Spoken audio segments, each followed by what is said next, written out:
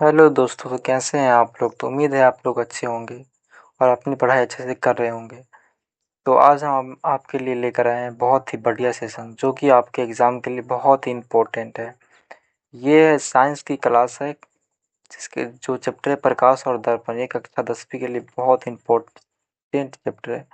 इसमें जो important topics है उसके लिए हम ये वीडियो लाए हैं और ये छोटा सा वीडियो होगा। और ये चैप्टर को देखा गया है कि हर एक साल 7 से 15 नंबर का क्वेश्चन इससे आता ही है, ऑब्जेक्टिव और सब्जेक्टिव दोनों मिला के। और ये हम इस छोटे से क्लास में को पूरे तरीक़े से कवर कर लेंगे। तो चलिए शुरू करते हैं। पहला है प्रकाश का टकराकर लौटना। क्या कहलाता है? परावर्तन कहलाता है। प्रकाश का परावर्तन कहलाता है। इसका एग्जाम्पल है जब रोशनी किसी चीज़ से टकराकर वापस आती है तो ये परावर्तन कहलाती है। इसका नियम, रोशनी जिस कोण पर आती है उसी कोण पर वापस जाती है। जैसे इस कोण पर वापस गई तो इस कोण से वापस भी आएगी रोशनी। यही इसका एग्जाम्पल है। सेकेंड है दर्पण। क्या है? दर्पण एक चिकनी चीज़ है जिनमें आप अपनी शक्ल देखते हैं।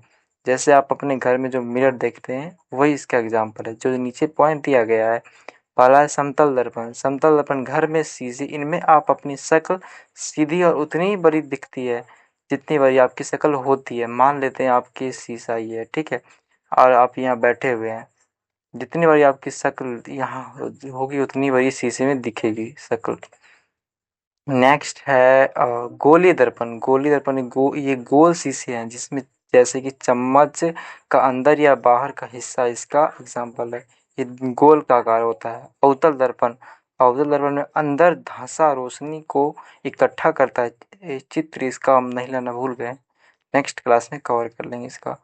दूसरा है अवतल दर्पण। इसमें बाहर उभरा रोशनी को फैलाता है। दर्पण। दर्पण से जुड़े खास नाम। कुछ खास नाम है दर्पण से जुड़े जो यहाँ पर दिया गया है नीचे में। फर्स्ट है अवतल दर्पण। अवतल दर्पण में कैसी शक्ल दिखती है? दूर की चीजें फोकस पर छोटी उल्टी दिखती है, यानी दूर की चीजें यानी फोकस उल्टी दिखती है। जैसे कि हम अपने घर में जो अपना शक्ल देखते हैं वो वो उल्टी शक्ल दिखी। जैसे आप खड़े होंगे तो शीशे के सामने उल्टा आपका प्रतिबिंब दिखेगा। जैसे कि पास की चीजें एफ पी और एफ के बीच बड़ी और सीधी दिखती है। ये चित्र पी और एफ के बीच वस्तु का अवतल दर्पण से प्रतिबिंब लिया गया है। जो हम डालना इस पीडीएफ में भूल गए, लेकिन आप आगे आप लोग प्रोवाइड करवा देंगे। आप लोगों को जो पीडीएफ मिलेगा डिस्क्रिप्शन बॉक्स में उसमें सारी चीज़ कवर आएगी। इसका इस्तेमाल हम टॉर्च की लाइट सेविंग वाला शीशा और दांत के देखने के लिए उपयोग होता है। उत्तल दर्पण कैसी शक्ल दिखती है? उत्तर में कैसी शक्ल दिखती है, ये आपको सब्जेक्ट में पूछा गया था। आप देख सकते हैं 2022 में और 2000 शायद 25 में पूछा भी जा सकता है। इसका एक चांस है ये हमेशा। हाँ, तो क्या थे हम? उत्तल दर्पण में कैसी शक्ल दिखती है? हमेशा छोटी सीधी दिखती है चाहे चीज़ कहीं भी हो। आपको बताया ना पहले कि आप ये दर्पण है, अगर आप यहाँ भी है तो आपका जैसा शक्ल यहाँ है वैसा शक्ल इसमें सेम टू सेम दिखेगा इसमें। इसका इस्तेमाल गाड़ियों में साइड मिरर पीछे में ज़्यादा हिस्सा दिखने के लिए किया जाता है। अब आप लोग देखते होंगे बाइक में या कार में जो पीछे वाले वस्तु व्यक्ति को देखने के लिए यूज होता है कार या बाइक में, वही एग्जाम्पल है इस दर्पण का। आइए हम कुछ ज़रूरी सवाल करते हैं जो इस एग्ज़ाम के लिए बहुत इम्पोर्टेंट हो जाती है। फर्स्ट है समतल में शीशे कैसी शक्ल दिखती है? तो फर्स्ट सवाल है समतल शीशे में कैसी शक्ल दिखती है? इसका आंसर है उल्टी दिखती है। नेक्स्ट है गाड़ियों में साइड मिरर के लिए कौन सा उपयोग होता है? उत्तल दर्पण उपयोग होता है। आपको पता है ना गाड़ियों के साइड में जो मिरर होता है वो क्या कौन सा है? उत्तल दर्पण होता है। गोलीय दर्पण में फोकस दूरी f और वक्रता त्रिज्या r में क्या क्या रिश्ता है?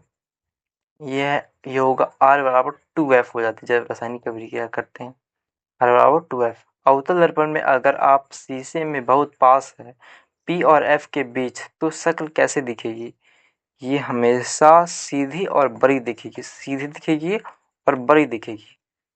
उत्तल अर्बन में अगर आप शीशे की बहुत पास से अगर आप पास से दिखेंगे तो ये सीधी और बड़ी दिखेगी। नेक्स्ट है प्रकाश के टकराकर लौटने के परावर्तन के कितने नियम हैं? इसके नियम 2 है। बेसिकली इसके नियम 2 हो जाते हैं। प्रकाश के टकराकर लौटने परावर्तन के कितने नियम है? 2 नियम है।